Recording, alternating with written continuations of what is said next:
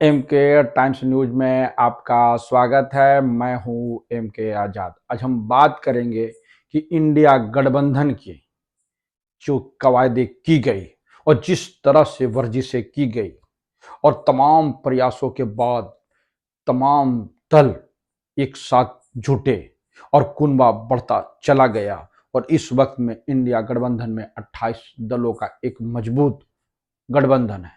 और इसी बीच दो राज्यों में उपचुनाव के मद्देनजर ये चुनाव दिलचस्प होता चला गया जी। एक तो घोसी जो उत्तर प्रदेश का है और दूसरा डुमरी जो झारखंड में है। दोनों राज्यों में उपचुनाव के लिए जो वोट पड़े उस वोट में बड़ा दिलचस्प नज़ारे पेश हुए, क्योंकि गठबंधन के बनने के बाद ये लगता है दोनों उपचुनाव में जिस तरह से दोनों तरफ से घमासान छिड़ गया, लगता है जैसे 2024 का चुनाव हो। बड़ा दिलचस्प नज़ारे देखने को मिला। आज हम बात करते हैं भारतीय जनता पार्टी के सबसे मजबूत राज्य जहां उनकी उर्वरक भूमि बड़ी उपजाऊ है, तो उत्तर प्रदेश में, जिसके बारे में कहा जाता है कि 2024 का चुनाव का रास्ता उत्तर प्रदेश से होकर जाएगा, क्योंकि जो लोग उत्तर प्रदेश में अपनी सीटें बढ़ा लेगा दिल्ली के तख्त पर, वही पार्टी राज करेगी। बहरहाल घोसी उपचुनाव को लेकर जिस तरह की सरगर्मी बढ़ी और जिस तरह से नज़ारे पेश हुए वो बड़ा दिलचस्प है। वोटिंग तो हो गई, करीब 51% जो है वोट पड़ने की बात बताई जा रही है, लेकिन इस उपचुनाव में जिस तरह से वर्जिशें की गई और दिलचस्प बनाया गया, कहते हैं कि इस वक्त में भी यह बताना बड़ा मुश्किल है कि ऊंट किस करवट बैठेगा। इंडिया गठबंधन के जो उम्मीदवार दारा सिंह चौहान जीतेंगे या इंडिया गठबंधन से जो प्रत्याशी सपा के प्रत्याशी हैं सुधाकर सिंह जीतेंगे, इसको लेकर आज भी यानी वोट के बाद भी कहना मुश्किल हो रहा है, यानी कांटे की टक्कर बताई जा रही है। लेकिन जो सामने आ रहा है वो बड़ा दिलचस्प है। समाजवादी पार्टी तो उपचुनाव में ज्यादा दिल ठोक के चुनाव तो पहले उतनी लड़ते हुए नजर नहीं आई जैसा घोसी में।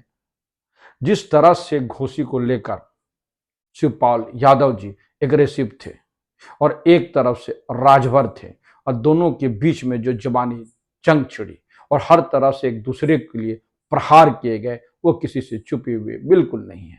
इसी बीच राजभर की वो वीडियो जिसमें 61 लोग भी नहीं जुट पाए वाला वीडियो बड़ा वायरल हो रहा है, लोग बड़े चटकारे लेके देख रहे हैं। तो घोसी उपचुनाव के बारे में जो अंदर खाने की रिपोर्ट बताया जा रहा है कि भारतीय जनता पार्टी के जो परंपरागत वोट है, नोनिया चौहान है, राजभर, निषाद और कुर्मी के मतदाता ने उनके तरफ बड़ा रुझान होकर वोट देने की बात सामने आ रही है। जबकि समाजवादी पार्टी के उम्मीदवार सुधाकर सिंह पे परंपरागत वोट मुस्लिम यादव के साथ साथ सुधाकर सिंह की जो ठाकुर जाति है उन्होंने भी जमकर उनके तरफ मतदान करने की बात सामने आ रही है। सेंधमारी की बात किया जाए तो दोनों तरफ से सेंधमारी की पूरी कवायदे की गई है। कौन कितना हावी होगा वो तो रिजल्ट में पता चलेगा। लेकिन एक बात है, ब्राह्मणों की वोट में भी, वैश्यों के वोट में भी दोनों तरफ से सेंधमारी की बात आ रही है। यही नहीं, बताया जाता था कि जो लोग यानी दलितों का वोट जिस ओर जाएगा लोग वही जीतेगा। इस पर भी बड़ी लंबी कवायदे चल रही है कि दलित वोट किसके तरफ गई। लेकिन बताया जाता है, रिपोर्ट के मुताबिक ये कहा जा रहा है कि धोबी और दूसरे वर्ग के कुछ जातियां जो है दलित वर्गों की, उनका वोट भाजपा की तरफ चला गया। बाकी लेकिन जाटव बड़ी मात्रा में है, उनके उनके वोट में भी सेंधमारी की बात बताई जा रही है। दोनों तरफ से वोटिंग की बात सामने आ रही है। बहरहाल यह तो तय है कि दलित की वोट जिसको ज्यादा मिलेगा जीत उसी की होगी। बड़ा महत्वपूर्ण हो गया और एक साथ इस घोसी के उपचुनाव में राजभर के फैसले भी हो जाएंगे। ओम प्रकाश राजभर के भी भविष्य के फैसले हो जाएंगे, क्योंकि उन्हें मंत्री तो बिल्कुल नहीं बनाया गया है।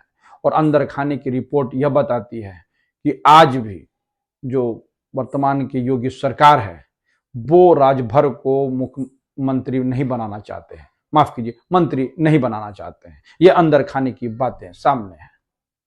और राजभर का जो पैमाना है, क्योंकि बड़े पैमाने पर राजभर भी विधानसभा में उनकी वोट अच्छी खासी है।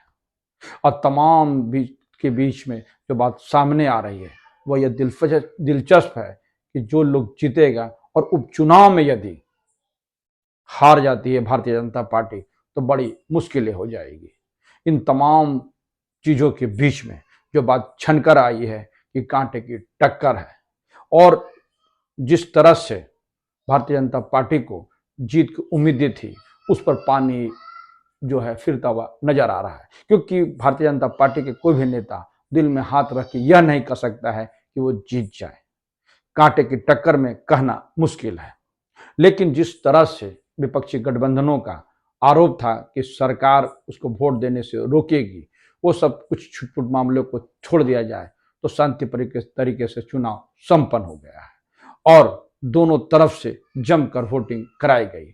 लेकिन वोट प्रतिशत जैसे पिछले चुनाव में देखी गई थी उसी के अनुरूप रही। लेकिन उससे पहले के चुनाव में जब 58% वोट चला गया था वो तो देखने को नहीं मिला। और तमाम प्रयासों के बावजूद और रस्साकसी के बावजूद भी जिस तरह से 51% वोट हुआ, बताया जाता है कि कम वोट उम्मीदवार बदलने के लिए माना जाता है। ये तो आने वाला समय में बताएगा कि वक्त किस ओर और किस ऊंट किस अरवर बैठता है। लेकिन दिलचस्प है घोंसी का चुनाव। लेकिन साथ ही डुमरी के चुनाव में जो बात सामने आ रही है कि झारखंड मुक्ति मोर्चा ने बाजी मारती भी दिख रही है।